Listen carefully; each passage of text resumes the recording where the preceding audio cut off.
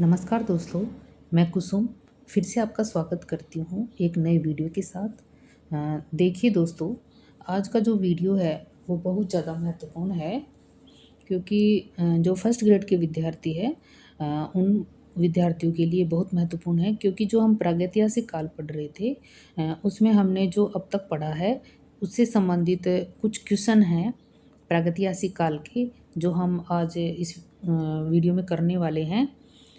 हर बार यहाँ से क्वेश्चन बनते हैं। जो ये टॉपिक है प्रागैतिहासिक काल, इसको बच्चे पढ़ नहीं पाते क्योंकि बहुत कठिन होता है ये टॉपिक। तो इसका ये समझ में नहीं आता बच्चों के। तो आप ऐसे मत सोचना कि समझ में नहीं आएगा, आप इसका बार बार रिवीजन करना। ये टॉपिक बहुत महत्वपूर्ण होता है, इसमें से क्वेश्चन बनते हैं दोस्तों। जो ये फर्स्ट ग्रेड का सिलेबस चेंज हुआ है अभी 19 सितंबर को 2025 में। जो ये 2025 में सिलेबस चेंज हुआ है, इसमें जो अभी पेपर हुआ था हिस्ट्री का, इसमें जो प्राचीन भारत है उसमें करीब 35 क्वेश्चन बने थे अब की बार। तो आप ऐसे मत सोचना कि इसमें क्वेश्चन बनते नहीं है। पूरे प्रागैतिहास ये जो प्राचीन भारत है इसमें से 35 क्वेश्चन बने थे। तो आपको ये प्राचीन भारत भी अच्छे से पढ़ना है, मध्य भारत भी और आधुनिक भी। तो आप एक भी जो लेसन है या एक भी यूनिट है उसको, एक भी यूनिट को छोड़ना नहीं है आप लोगों को।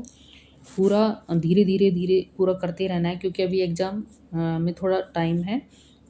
तो आप धीरे धीरे करते रहना है इनको, क्योंकि हम अच्छी रणनीति से तैयारी करेंगे तो हमारा सिलेक्शन निश्चित हो जाएगा और हम उस सफलता के मुकाम पे पहुंच जाएंगे। क्योंकि कई बच्चे कई बार असफल हो चुके हैं तो उन्हें थोड़ा डर सा लगा रहता है। तो आप डरना मत, क्योंकि सरस्वती माँ अपना कभी भी जो ऋण है वो अधूरा नहीं रखती, वो ज़रूर पूरा करती है।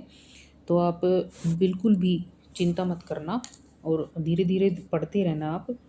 और लेकिन देखो, कंटिन्यूटी रखना, ऐसे नहीं है कि आज पढ़ लिए कल नहीं पढ़े।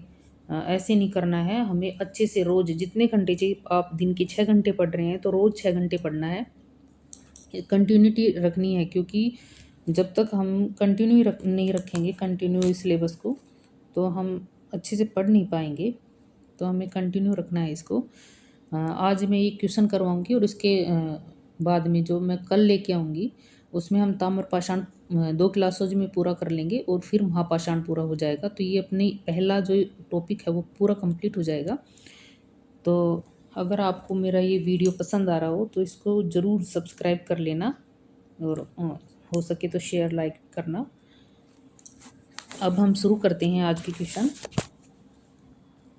पहला क्वेश्चन है अपना, उस काल को क्या कहते हैं जिसका कोई लिखित प्रमाण उपलब्ध नहीं है। ये सब हमने पहले पढ़ लिया है पिछली क्लासेज में, तो हम उसके आज क्वेश्चन कर रहे हैं। तो उस काल को क्या कहते हैं जिसका कोई लिखित प्रमाण उपलब्ध नहीं है, वो काल कौन सा होता है? प्रागैतिहासिक काल। प्रागैतिहासिक काल का लिखित प्रमाण उपलब्ध नहीं होता। पूर्णतः उत्खनन में मिले जो पुरातात्विक साक्ष्य है, जो पुरातात्विक साक्ष्य हमें वो उत्खनन में मिले थे, उसके आधार पर ही इसको रखते हैं हम पाषाण काल को। तो ये पाषाण काल भी किस में आ जाएगा? प्रागैतिहासिक काल में आ जाएगा। इसका दूसरा क्वेश्चन है, किस काल के औजार को फलक संस्कृति भी कहा जाता है?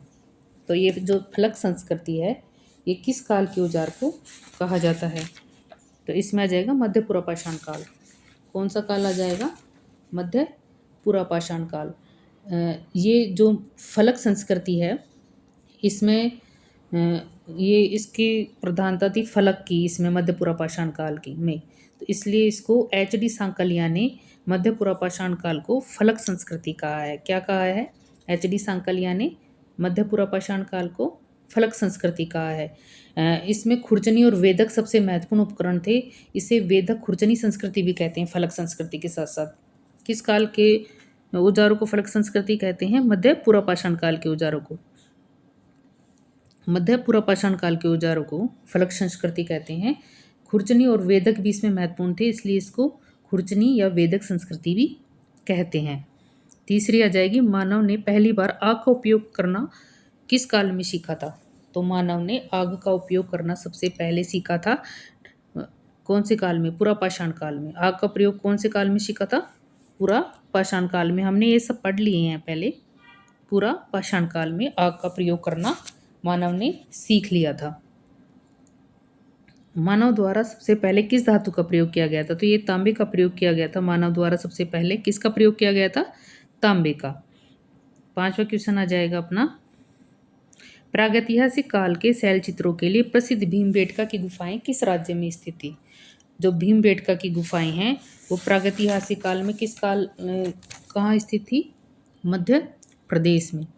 मध्य प्रदेश के जो भीमबेटका की गुफाएं हैं इसका उत्खनन किसने किया था? ये हम सब पढ़ चुके हैं ये सारा मैटर, तो ये मैं आपको जल्दी करवा देती हूँ। भीमबेटका के जो रायसेन जिला है वहाँ पे ये जो एमपी में है, मध्य प्रदेश में, तो वीएस वाकणकर ने ओबेदुल्लागंज स्थित जो रायसेन जिला है वहाँ पे इसका उत्खनन करा था भीमबेटका।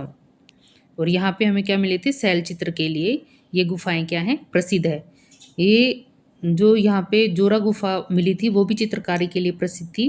तो ये भीमबेटका किसके लिए प्रसिद्ध था? शैल चित्रों के लिए। ये कहाँ पे है? मध्य प्रदेश में। पशुपालन के प्राचीनतम साक्ष्य भारत में कहाँ से प्राप्त हुए हैं? ये कहाँ से प्राप्त हुए थे पशुपालन के प्राचीनतम साक्ष्य? बागोर और आदमगढ़ से प्राप्त हुए थे। कहाँ से प्राप्त हुए थे? बागोर और आदमगढ़ से। ये जो बागोर तथा आदमगढ़ है ये मध्य प्रदेश होशंगाबाद से है। कहाँ पे है? मध्य प्रदेश होशंगाबाद में। यहाँ से लगभग 5000 ईसा पूर्व के पशुपालन के साक्ष्य भी मिले हैं जो कि प्राचीनतम साक्ष्य है। क्या है प्राचीनतम साक्ष्य? यहाँ पे पशुपालन के साक्ष्य मिले हैं 5000 ईसा पूर्व के, जो कि सबसे प्राचीनतम साक्ष्य है।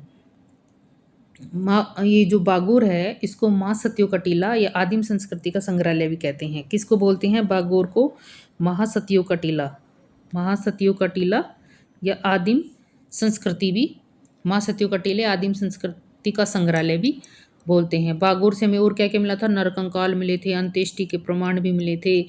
यहाँ से मध्य पाषाण, ताम्र पाषाण, लोह युग के साक्ष्य भी प्राप्त हुए थे। मध्य पाषाण के भी प्राप्त हुए, ताम्र पाषाण के भी बागोर से ही मिले और लोह युग के भी बागोर से मिले थे। तो ये जो मध्य पाषाण काल है, मध्य पाषाण काल के सबसे बड़े क्षेत्र कहाँ से मिले थे हमें? बागोर से मिले थे। बागोर से मिले थे। मेहरगढ़, मेहरगढ़ में कृषि के सबसे पुराने साक्ष्य मिले हैं। यह वर्तमान में कहाँ पे स्थित है? ये वर्तमान में कहाँ पे स्थित है? बलूचिस्तान पाकिस्तान में स्थित है। कहाँ पे स्थित है? बलूचिस्तान पाकिस्तान में स्थित है। और बोलन दर्रे के पास स्थित है मेहरगढ़। कहाँ पे स्थित है मेहरगढ़? बलूचिस्तान पाकिस्तान में बोलन दर्रे के पास। ये जो भारतीय उपमहाद्वीप है उसमें नवपाषाण काल की 7000 ईसा पूर्व की प्राचीनतम बस्ती कहाँ मिली है? मेहरगढ़ से मिली है। भारतीय उपमहाद्वीप में नवपाषाण काल की 7000 ईसा पूर्व की प्राचीनतम बस्ती जो कि सबसे पुरानी है, ये कहाँ से मिली है? मेहरगढ़ से मिली थी। जीन फ्रांकोइस जोरिज ने के निर्देशन में यहाँ उत्खनन हुआ था और 1934 में खुदाई कितने स्तरों पे हुई थी? 7 स्तरों में हुई थी। जो ये मेहरगढ़ है यहाँ से आखेटक से लेकर हमें पशुपालन तक के साक्ष्य प्राप्त हुए थे। कहाँ से लेकर कहाँ तक साक्ष्य प्राप्त हुए थे? आखेटक से लेकर पशुपालन तक के साक्ष्य मिले थे। मेहरगढ़ को बलूचिस्तान का अन्न भंडार या रोटी की टोकरी भी कहा जाता था। यहाँ पे गेहूं, कपास ये मिले थे। मेहरगढ़ से पालतू भैंस के भी प्राचीनतम साक्ष्य मिले थे। बकरी के साथ माली को दफनाने, अन्नागार के साक्ष्य मिले। यहाँ से कच्ची ईंटों से सिगार के आकार में अंगीठियों से युक्त मकान, चकमक पत्थर उद्योग, ये हंसिया जुड़ा हुआ हंसिया मिला था। ये सब कहाँ से मिला था? मेहरगढ़। ये सब अपन पुरानी क्लासों में पढ़ चुके हैं। तो ये मेहरगढ़ बहुत इंपॉर्टेंट है, इसको याद रखना। किस काल में मनुष्य ने कृषि कार्य करना शुरू कर दिया था? ये नवपाषाण काल में शुरू कर दिया था कृषि कार्य करना। कहाँ पे शुरू कर दिया था? नवपाषाण काल में मनुष्य ने कृषि कार्य करना आरंभ कर दिया था। एक ही कब्र में 3 मानव कंकाल प्राप्त हुए हैं। एक ही कब्र से 3 मानव कंकाल कहाँ से मिले थे? दमदमा से। कहाँ से मिले थे? एक ही कब्र से 3 मानव कंकाल मिले थे, ये मिले थे दमदमा से। तो दमदमा में सर्वाधिक समाधान कितने मिले? 41 मानव समाधान मिले थे। कितने मानव समाधान मिले थे? दमदमा से 41 मानव समाधान मिले थे। ये सर्वाधिक मानव समाधान थे। ये सर्वाधिक मानव समाधान थे दमदमा से। तो हो गया ये दमदमा। किस काल में पहिए का आविष्कार हुआ था? पहिए का आविष्कार हुआ था नवपाषाण काल में। पहिए का आविष्कार कब हुआ था? नवपाषाण काल में। कब हुआ था? नवपाषाण काल में। मानव द्वारा सर्वप्रथम प्रयुक्त अनाज कौन सा था? गेहूं और जो था, मानव द्वारा प्रयुक्त अनाज कौन सा था? गेहूं और जौ। सबसे पहले मानव ने किसका प्रयोग करना सीखा था? गेहूं और जौ का। नवपाषाण काल के लिए स्थल, नवपाषाण काल के किस स्थल से गर्त आवास के साक्ष्य मिले हैं? गर्त आवास के साक्ष्य कहाँ से मिले हैं? बुर्ज होम से मिले हैं। कहाँ से? गर्त आवास के साक्ष्य कहाँ से मिले हैं? बुर्ज-होम से। तो ये बुर्ज-होम की खोज कब हुई थी? 1935 में। किसने करी थी? ये हमने पढ़ लिया है पहले, आप रिकॉल करोगे तो याद आएगा। H.D. टेरा तथा T.T. पीटरसन ने की थी। किसने की थी बुर्ज-होम की खोज? 1935 में करी थी H.D. टेरा और T.T. पीटरसन ने। बुर्ज-होम का अर्थ क्या बताया था? भुज वृक्ष का स्थान। क्या बताया था? भुज वृक्ष का स्थान। और बुर्ज-होम के लोग खुरदरे घूसर मृतभांड का उपयोग करते थे। किसका उपयोग करते थे? खुरदरे घूसर मृतभांड का। बुर्ज-होम में कब्र में पालतू कुत्तों और भेड़ियों को किसके साथ दफनाया जाता था? मालिक के शव के साथ में। मालिक के शव के साथ में दफनाया जाता था। पालतू कुत्तों और भेड़ियों को मालिक के शव के साथ में दफनाया जाता था। बुर्ज-होम के बाद में ये आ जाएगा क्वेश्चन नंबर 13। रॉबर्ट ब्रूसफुट जिन्होंने भारत में प्रथम पुरापाषाण उपकरण की खोज करी थी, वह मूलतः क्या थे? किसकी खोज करी थी? प्रथम पुरापाषाण काल की खोज करी थी। प्रथम पुरापाषाण उपकरण की खोज करी थी रॉबर्ट ब्रूसफुट ने। ये मुख्यतः क्या थे? ये क्या थे? मुख्यतः भूगर्भ वैज्ञानिक। क्या थे ये? मुख्यतः भूगर्भ वैज्ञानिक थे ये। कहाँ के थे ये? इंग्लैंड के थे। कहाँ के थे? इंग्लैंड के थे ये। इन्होंने 1863 में मद्रास में, 1863 में कहाँ पे? मद्रास के पास स्थित पल्लवरम में, ये याद रखना आप, मद्रास के पास स्थित पल्लवरम में एक हैंडेक्स की खोज करी थी। किसकी खोज करी थी? एक हैंडेक्स की। किसकी खोज करी थी? हैंड-एक्स की। इसको हस्त कुठार भी बोलते हैं। क्या बोलते हैं इसको? हस्त कुठार। तो रॉबर्ट ब्रूसफुट को भारतीय प्रागैतिहासिक पुरातत्व का क्या कहा जाता है? पिता कहा जाता है। रॉबर्ट ब्रूसफुट को भारतीय पुरातात्विक का पिता कहा जाता है। 1873 में वियना में हुई प्रदर्शनी। कहाँ पे हुई थी प्रदर्शनी? 18 ये हुई थी वियना में 1873 में। वियना कहाँ पे हुई थी प्रदर्शनी? वियना में। जो पुरातात्विक प्रदर्शनी हुई थी उसमें हस्त कुठार को प्रस्तुत करा था इन्हें। किसको प्रस्तुत करा था इन्होंने? हस्त कुठार को। इस उपकरण को वहाँ पे प्रदर्शित किया था। यह पहला पाषाणकालीन औजार था। पहला पाषाणकालीन औजार था ये। कैसा औजार था? पाषाणकालीन। पहला पाषाणकालीन औजार था। तो रॉबर्ट ब्रूसफुट ने पाषाणकालीन उपकरणों को भी डिवाइड करा था। ये मैं पहले के वीडियो में हमने अच्छे से देख लिया था। 78 वर्गों में डिवाइड करा था, जिसमें 41 थे पोलिसदार और 37 कैसे थे? भद्दे। 41 पोलिसदार थे और 37 थे भद्दे। 41 तो पोलिसदार थे और 37 भद्दे थे। तो रॉबर्ट ब्रूसफुट इंग्लैंड के भूवैज्ञानिक थे और इन्हें भारत में पुरापाषाणकालीन अध्ययन आरंभ करने का भी श्रेय दिया जाता है रॉबर्ट ब्रूसफुट को। 1863 में मद्रास के पास स्थित पल्लवरम में हैंडेक्स हस्त कुठार की खोज करी इन्होंने और ये भारतीय प्रागैतिहासिक पुरातत्व के पिता कहे जाते हैं। जब वियना में प्रदर्शनी हुई थी पुरातात्विक की, तो उसमें इन्होंने पहला पाषाणकालीन औजार प्रस्तुत किया था, हस्त कुठार।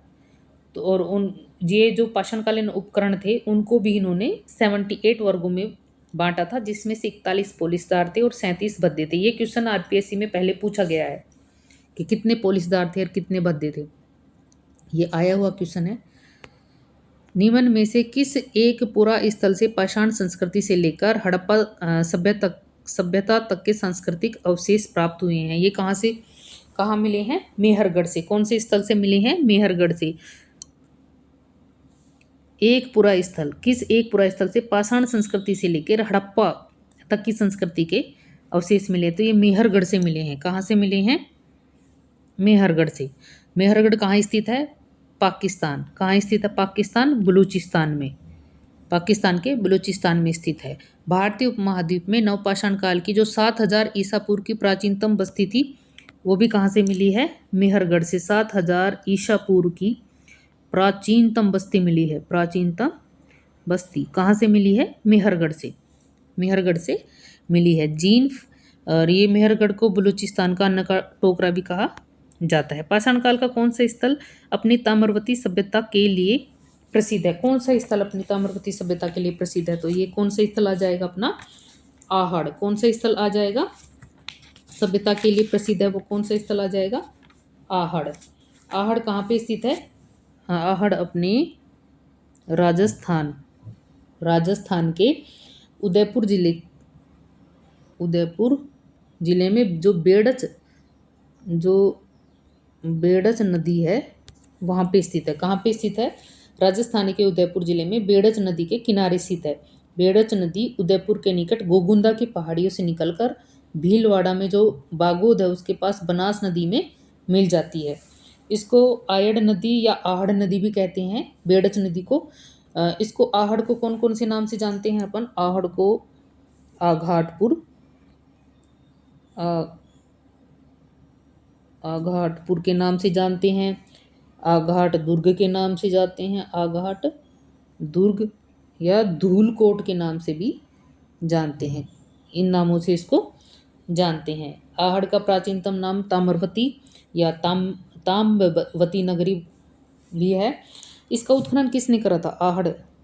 आहड़ का उत्खनन करा था। आहड़ का उत्खनन करा था 1953 में। कब हुआ था? 1953 में अक्षय कीर्ति व्यास ने करा था। अक्षय कीर्ति व्यास ने। किसने करा था? अक्षय कीर्ति व्यास ने किया था इसका उत्खनन। और 1954 से 56 तक, 1954 से 1956 तक के बीच में रतन चंद्र अग्रवाल और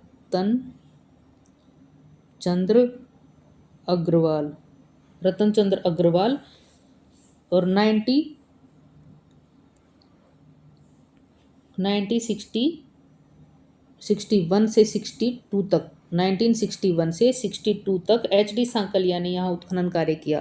किसने करा? HD सांकलिया ने यहाँ उत्खनन कार्य किया था। तो पाषाण काल का कौन सा स्थल अपनी ताम्रवती सभ्यता के लिए प्रसिद्ध था? आहड़ स्थल। आहड़ में और क्या क्या मिलता है हमें? बैल की मृण मूर्ति मिली। आहड़ से हमें क्या क्या मिला? बैल की मृण मूर्ति मिली आहड़ से। और बनासियल बुल के साक्ष्य मिले।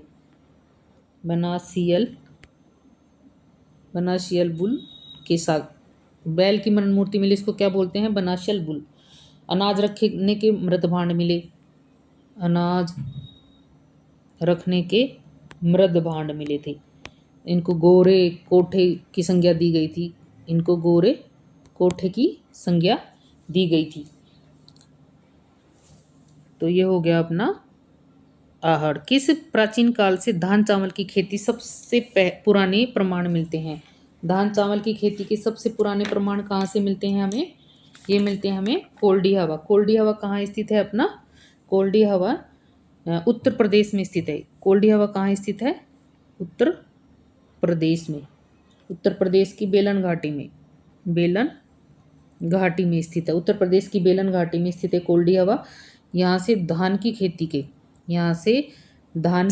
के 6000 ईसा पूर्व धान या चावल का साक्ष्य मिला है। कितने ईसा पूर्व धान या चावल का साक्ष्य मिला है? 6000 ईसा पूर्व का धान या चावल का साक्ष्य मिला है। अब आ जाएगा 18। प्रागैतिहासिक काल में मानव का मुख्य मनोरंजक या साधक क्या था? ये था शिकार करना। क्या था इसका मुख्य साधन? शिकार करना।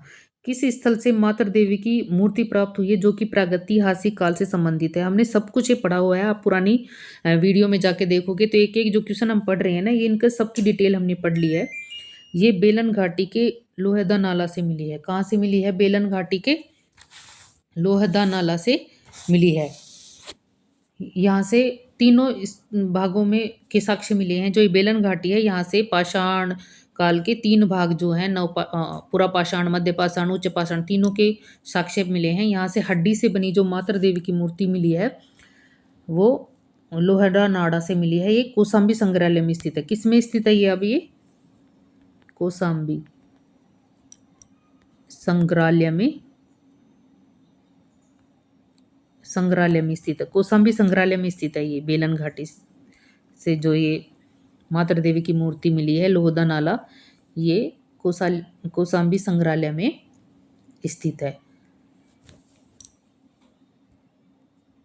प्रागैतिहासिक काल के किस स्थल से हड्डी के उपकरण प्राप्त हुए हैं? ये चिरांद से प्राप्त हुए हैं। हड्डी के उपकरण कहाँ से मिले हैं हमें? चिरांद से मिले हैं। कहाँ से? चिरांद से। और ये चिरांद कहाँ पे स्थित है? बिहार में। कहाँ पे स्थित है ये चिरांद? बिहार में। यहाँ नवपाषाण कालीन स्थल से अत्यधिक मात्रा में क्या मिले? हड्डी के उपकरण मिले हैं। हिरण के जो सींग जो मुख्य रूप से किसके बने हुए थे? हिरण के सींग से। हिरण के सींगों से बने थे। किससे बने थे? हिरण के सींगों से बने हुए थे। चिरांद से पत्थर के उपकरण नहीं मिले, हड्डी के ही उपकरण मिले हैं। ये इंपॉर्टेंट है कि ये हड्डी से बने ही उपकरण मिले हैं, यहाँ से पत्थर के उपकरण नहीं मिले हैं। पत्थर के उपकरण यहाँ से नहीं मिले हैं। ये जो चिरांद है ये सोन, गंडक, घाघरा और गंगा के संगम पर स्थित है। ये कहाँ पे स्थित है चिरांद? सोन नदी, गंडक नदी, घाघरा और गंगा, इनके किनारे पर, संगम पर स्थित है। भारतीय उपमहाद्वीप में धान की खेती के प्राचीनतम साक्ष्य हमने पढ़ लिया, कोल्डे हवा। किस काल में पत्थर के औजार को रगड़कर और पॉलिश करके चिकना किया जाता था? तो ये किया जाता था नवपाषाण काल में, क्योंकि जो मध्यपाषाण काल था उसमें तो एकदम सूक्ष्म लघु उपकरण मिले थे, इसलिए उसको संक्रमण का काल या माइक्रोलिथ काल कहा जाता था। तो इसमें नवपाषाण काल में कैसे उपकरण मिले थे अपने को? रगड़कर पॉलिश करके चिकना किया जाता था। तो ये नवपाषाण काल के उपकरण थे। मध्यपाषाण काल के सबसे बड़े आवास स्थल बागोर किस नदी के तट पर स्थित था? जो ये बागोर था ये कौन सी नदी के तट पर स्थित था? ये हमने बागोर का पूरा डिटेल देख लिया था। ये था कोठारी नदी के तट पर। कोठारी नदी के तट पर किस स्थान पर स्थित नवपाषाण स्थल से में गड्ढों से घर बनाने के प्रमाण मिले हैं? गड्ढों से घर बनाने के प्रमाण कहाँ से मिले हैं? ये मिले हैं हमें बुर्जहोम से। बुर्जहोम की डिटेल हमने पहले देख ली है पिछले वीडियो में। आप इन सबको पहले के वीडियो को जरूर देखना, जिससे आपके अच्छे से समझ में आ जाएंगे। जो बुर्जहोम है इसकी खोज 1935 में HD टेरा और TT पीटरसन ने करी थी।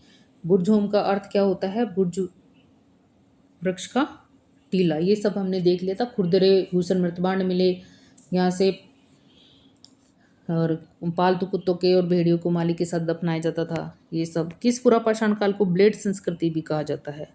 किस पुरापाषाण काल को ब्लेड संस्कृति कहा जाता है? ये उच्च पुरापाषाण काल को कहा जाता है। इसको ब्लेड या फलक या तक्षणी संस्कृति, चाकू संस्कृति, इस संस्कृति के औजार फलक पर आधारित थे।